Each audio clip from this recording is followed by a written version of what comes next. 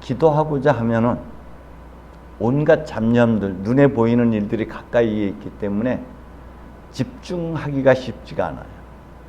가정으로부터 떠나면은 어떤 특정한 장소로 가면은 가정사, 내가 지금 당장 해야 할 일들이 떠오르긴 해도 행할 수 없는 곳이 됩니다. 좀 더 특별한 곳으로 가면은 그마저도, 잡념마저도 그리 많이 다가오지 않은 곳이 있습니다.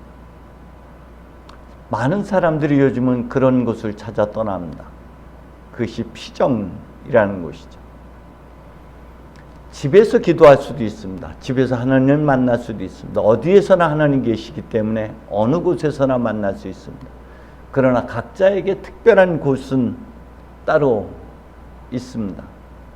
여러분, 이 집이, 이 성당이 기도하는 집이라고 생각하시는지, 여러 가지 어떤 삶에서 문제가 생길 때 성당이 그리워지고 성당에 와서 기도한 적이 삶에서 얼마나 많으신지 스스로 성찰해 봐야 됩니다. 저는 감사하게도 서인천교회 있을 때 많은 교우들이 그런 특정한 장소로서 교회를 자주 이른 새벽에 한밤중에도 이용하는 모습들을 자주 목격했습니다. 왜 굳이 성당까지 올 필요가 있냐? 아니, 그분들에게는 특별한 체험의 장소이기 때문에 그렇습니다. 그리고 그 자리에 앉으면은 하나님과 쉽게 교감을 이룰 수 있기 때문에, 그래서 그들에게는 성당이 그리웠던 것이고, 성당에 가면은 모든 잡념으로부터 벗어나 하나님을 만날 수 있는 은혜의 자리이기 때문에 그렇게 떠납니다. 여러분들에게도 그런 첫사랑의 처소, 그런 은혜의 처소가 반드시 있었으면 하는 바람입니다. 오늘 주님은 성전 뜰 안에 들어가셨다가 사고팔고 하는 사람들을 보시고 분노하시는 모습을 보게 됩니다. 늘 연민하는 모습이었는데 그와는 대조되는 분노의 모습을 우리가 목격하게 됩니다. 어떤 메시지를 담고 있을까요? 주님의 이 분노의 모습이 내게는 어떤 의미로 다가올까요? 성전이라는 이 특별한 곳은 하나님과 만남의 장소여야만 되는데 부패가 뿌리내려 있기 때문에 진정한 예배가 이루어지지 않았기 때문에, 그 모든 것들이 그것들을 가로막고 있기 때문에 주님께서는 성전 본래의 모습, 기도하는 집, 하느님과 만나는 집, 다시금 우리가 본질을 되찾아 하나님께서 보시니 참 좋았다 했던 한 처음의 모습을 회복하는 집이기를 간절히 소망하셨습니다. 때문에 우리를 다시금 그러한 기도의 자리로 초대하는 모습이기도 합니다. 이 공간은 하늘과 맞닿아 있는 공간입니다. 하느님의 백성들이 기도하고 찬미하고 예물과 의식을 통해서 교감하는 장소여야만 합니다. 그런데 상업의 중심지가 되고 환전상들과 상인들이 번창하고 기도와 성찰의 장소가 되어야 할 성전 뜰 안이 시장의 모습으로 변모된 것, 퇴보된 모습들, 신성한 것들이 세속적인 것에 가려져 있고 이윤 추구가 경건함보다 우선시되는 모습들이 주님을 도덕적으로 영적으로 분노하게 하셨던 것이죠. 아버지의 집은 결코 강도의 소굴이 돼서는 안 됩니다. 우리 이 교회는 그러한 친교와 하나님의 봉사가 이루어지는지를 스스로 성찰해야만 됩니다. 때때로는 하나님에게 가까이 다가가고자 했을 때에 마치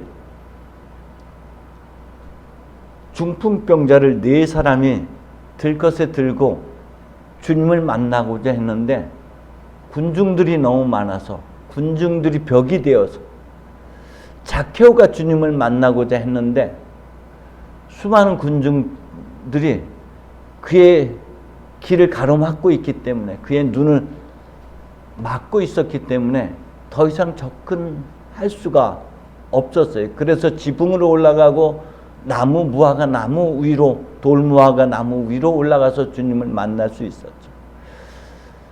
그런데 우리가 그런 군중의 한 사람이 되어서 사람들이 기도하는 것, 하나님과 만나는 것을 방해하고 있는 내가 되고 있지는 않은지도 스스로 성찰해 봐야 됩니다.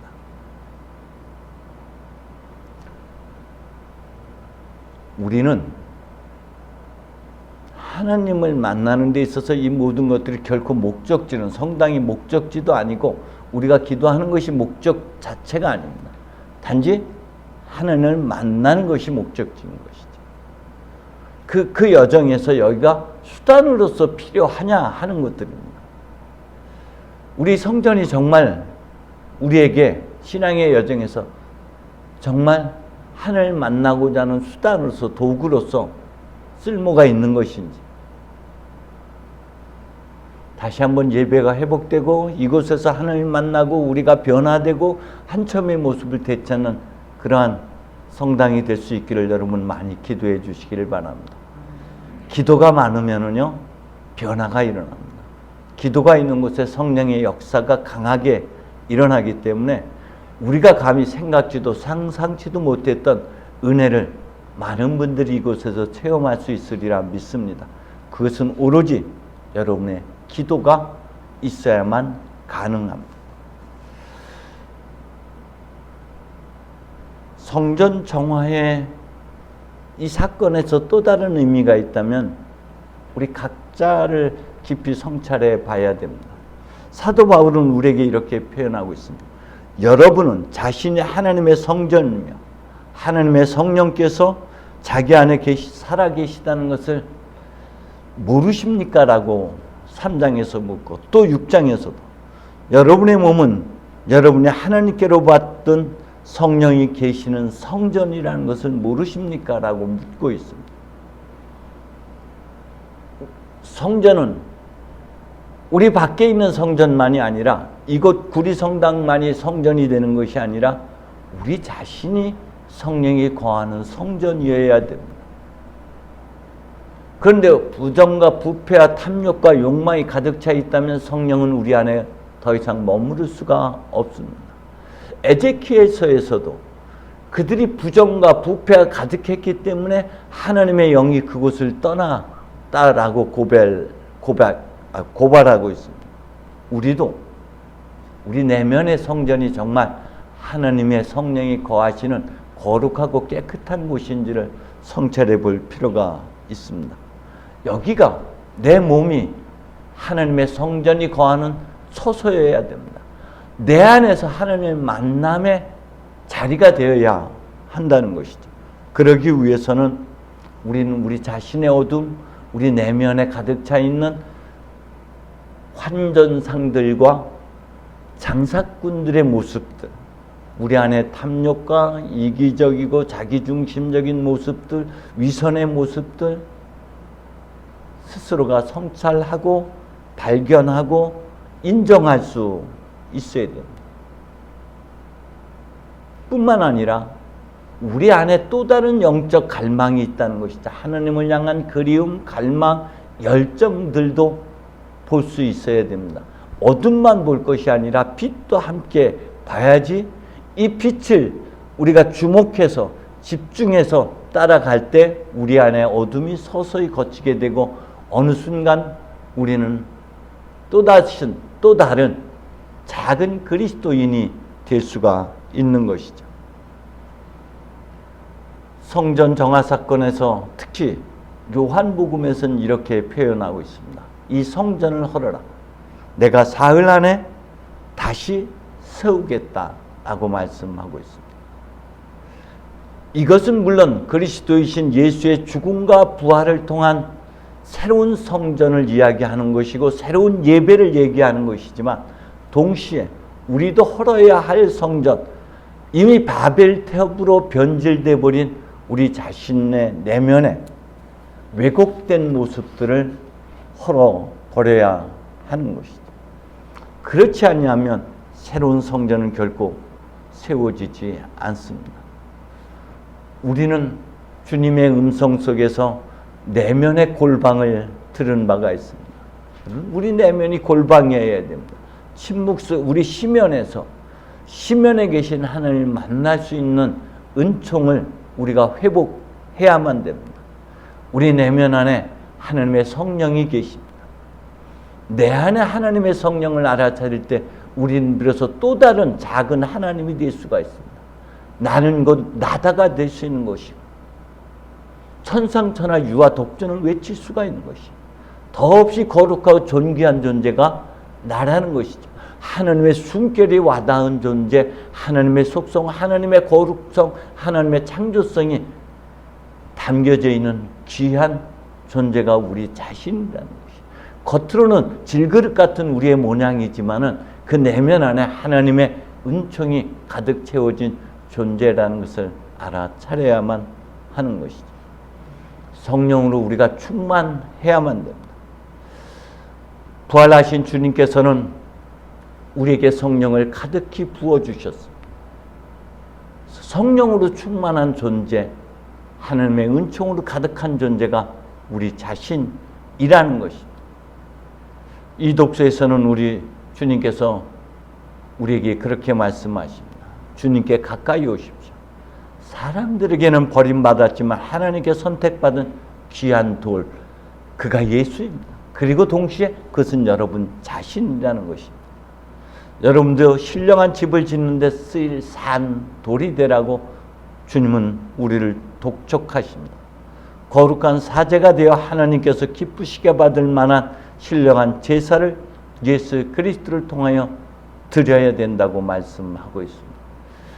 우리는 이 성찬례를 드릴 때마다 기억해야 하는 것이 나가서 주님의 복음을 전합시다. 그것은 우리가 이 성전에서 예배하는 것이 예배의 완성이 아니라 예배의 시작에 불과한 것이고 우리가 일상의 삶 속에서 하나님을 대신해서 살아갈 때 비로소 이것이 완전한 예배가 되는 것이죠.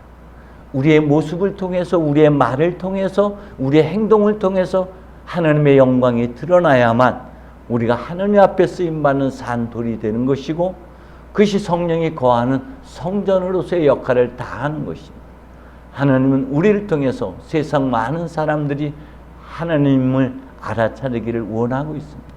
그래서 우리 자신이 다시금 본래의 나를 회복할 수 있는 은총을 하나님께서 주시기를 간청해야만 합니다.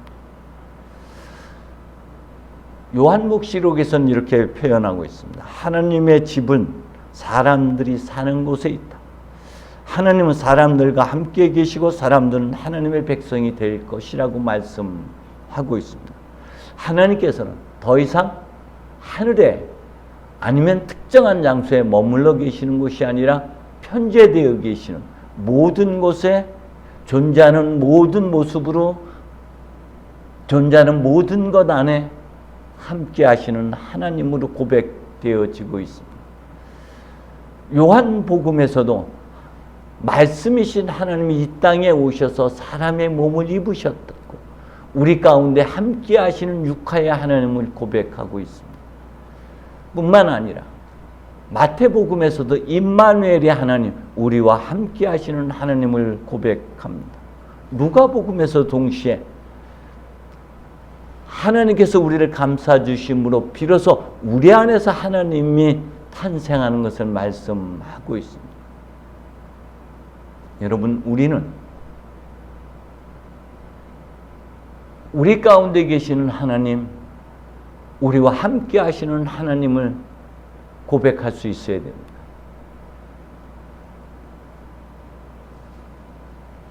죄 가운데 있었던 야곱이 먼 곳으로 도망하고 있는 중에 그가 지쳐 잠들었을 때 꿈을 통해서 내가 너의 하나님이라고, 네가 어디를 가든지 너와 함께 할 것이라고 말씀하고 계시는 하나님을 만나게 됩니다.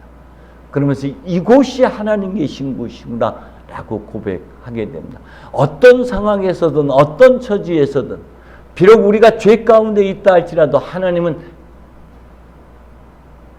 우리를 만나 주십니다. 야곱은 일상에서 하나님을 자주 만났음을 고백합니다.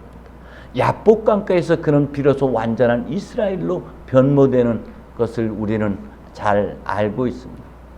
우리도 내가 거하는 삶의 자리, 제가 최근에